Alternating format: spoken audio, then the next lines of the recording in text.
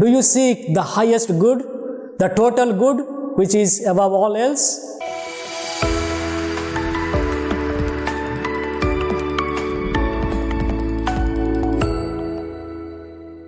My dear brothers and sisters, there are stages in our lives when we feel discontented despite material success. We begin to wonder, what is the meaning of life? Why did God make this world?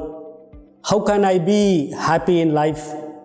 Why is there sorrow in this world? If you do not find answers to these questions, then life becomes meaningless. God helps us to find meaning in life. The vital prerequisites for harmonious relationship is generally overlooked. If we can harmonize ourselves at all these levels, then we have a better chance of living a harmonious life with those who are part of our life. Jesus addresses these questions in his Sermon on the Mount. The heart of Jesus' message is that we can live a very happy life. The call to holiness, the call to be saints who joyfully pursue God's will for their lives, can be found in these 8 Beatitudes.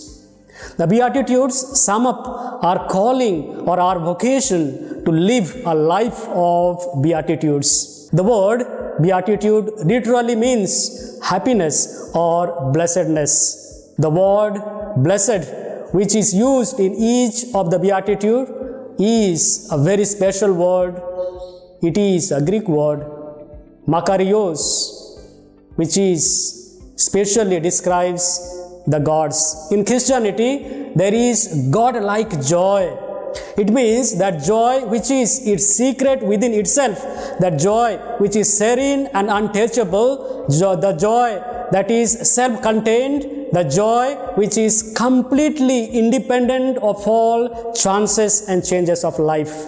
My dear brothers and sisters, what is the significance of Beatitudes of Jesus?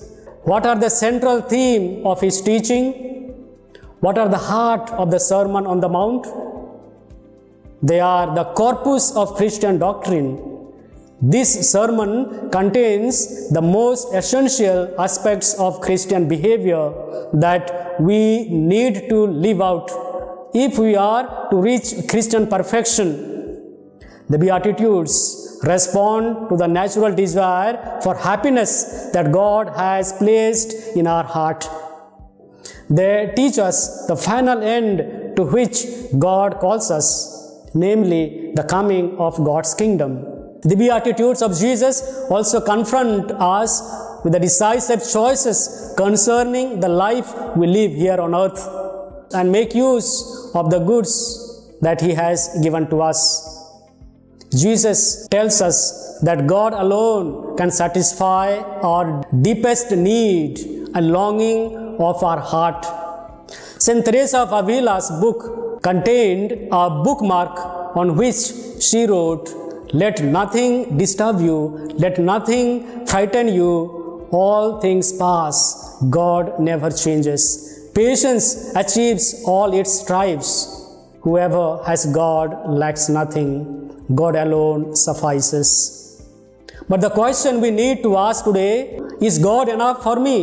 God offers us the greatest good possible, abundant life in Jesus possible, Christ, and the promise of unending joy and happiness with God forever. As we read in St. John chapter 10 verse 10, do you seek the highest good, the total good, which is above all else?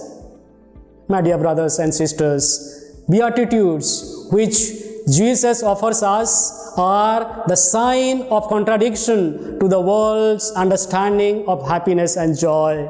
How can one possibly be happy when he is poor? How can one possibly find happiness in hunger and mourning and persecution? Poverty of spirit finds ample room and joy in possessing God as the greatest treasure. My dear friends, hunger of spirit seeks nourishment and strength in God's word and spirit. Sorrow and mourning overweighs life, and sin leads to joyful freedom from the burden of guilt and spiritual oppression. Let us ask God to give us this grace today. Amen.